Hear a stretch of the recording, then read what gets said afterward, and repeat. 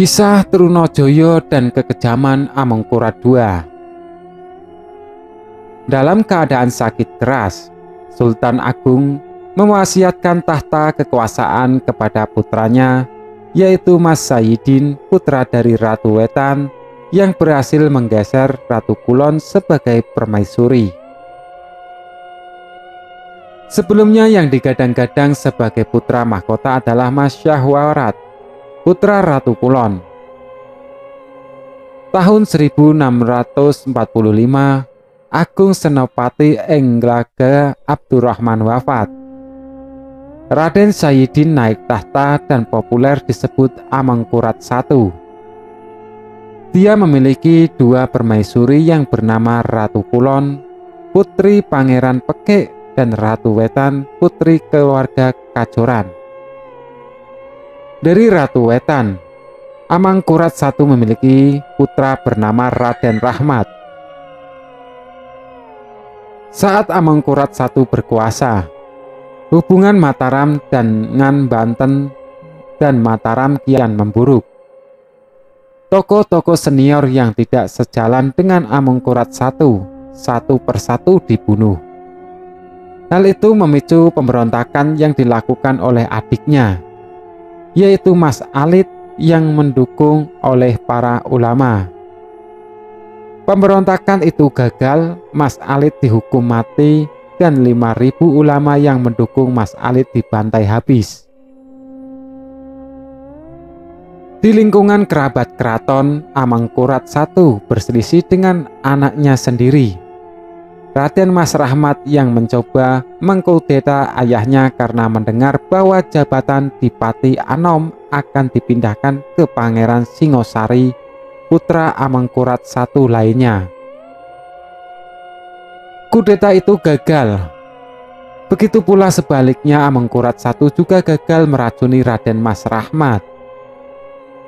Hubungan buruk bapak dan anak ini memuncak tahun 1668 ketika Raden Mas Rahmat menyuruh Pangeran Pekik merebut calon istri bapaknya yang bernama Rara Oyi. Mengetahui hal tersebut membuat Amangkurat I menjadi murka. Dia menghukum mati Pangeran Pekik, sedangkan Raden Mas Rahmat diampuni setelah bersedia membunuh Rara Oyi. Selain itu, Raden Mas Rahmat juga dipecat dari jabatan Dipati Anom. Raden Mas Rahmat merasa sakit hati, dipertemukan dengan Pangeran Trunajaya melalui Raden Kajoran, mertua Trunajaya. Pangeran Trunajaya adalah putra Raden Demang Melayakusuma. Maka atas dukungan finansial dari Raden Mas Rahmat, Trunajaya segera membentuk pasukan dari Madura dan segera merebut kekuasaan Madura dari Cangkraningrat II, pamannya sendiri yang diangkat oleh Amangkurat I sebagai penguasa Madura. Trunajaya berhasil membebaskan Madura dari kekuasaan Mataram tahun 1674. Pasukan kemudian bekerja sama dengan Kareng Galesong, salah satu putra Sultan Hasanuddin, untuk memerangi Amangkurat I dan VOC. Kekuatan pasukan Trunajaya merupakan gabungan dari rakyat Madura, Makassar, Panembahan Giri di Surabaya yang tidak mempunyai Amangkurat I karena kekejamannya membunuh para ulama. Pertempuran demi pertempuran pun terjadi. Akhirnya Trunajaya dapat menguasai istana Mataram di Pleret. Setelah keraton dapat dikuasai penuh, Trunajaya tidak menyerahkan keraton itu kepada Raden Mas Rahmat sehingga terjadi perselisihan. Akhirnya tahun 1676, Raden Mas Rahmat berbalik berpihak kepada Amangkurat I. Setelah gagal menyerang balik Trunajaya, mereka segera melarikan diri ke Batavia untuk minta bantuan VOC. Namun perjalanan Amangkurat I wafat karena sakit. Menurut Babat Tanah Jawi, kematian Amengkurat I dipercepat karena minum air kelapa yang telah diisi racun oleh Raden Mas Rahmat. Amengkurat I dimakamkan di desa Tegalwangi sehingga berjuluk Sunan Tegalwangi. Setelah menguasai Keraton Pleret dan mengambil harta rampasan perang, Trunojoyo segera kembali ke Kediri.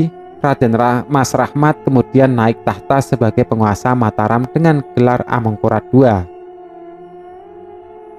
Dia segera bersekutu dengan VOC untuk melawan Trunojoyo yang dikukuhkan dalam perjanjian Jepara pada September 1677. Isinya Amengkurat II akan menyerahkan yang isinya pesisir utara Jawa bila VOC mampu menghancurkan pemberontakan Trunojoyo. Kekuasaan Trunojoyo saat itu semakin besar dan kuat. Hampir seluruh pesisir Jawa berada dalam kendalinya. VOC pernah mencoba menawarkan perdamaian, namun Trunojoyo menolak tawaran tersebut. Gubernur Jenderal Cornelis Spelman akhirnya menyerahkan kekuatan besar-besaran untuk menumpas Trunojoyo. Pada April 1677, Spelman bersama pasukan VOC berhasil menguasai Surabaya. Pasukan koalisi antara VOC dan Mataram yang berjumlah 1.500 orang perlahan-lahan akhirnya dapat mendesak kekuatan Trunojoyo. Di Bukit Selokurung, lereng Gunung Kelut, pecah pertempuran antara pasukan gabungan Kompeni dan Kesultanan Mataram di bawah pimpinan Kapiten Floris Tex melawan pasukan Pangeran Trunojoyo yang dibantu oleh Karaeng Glekesong.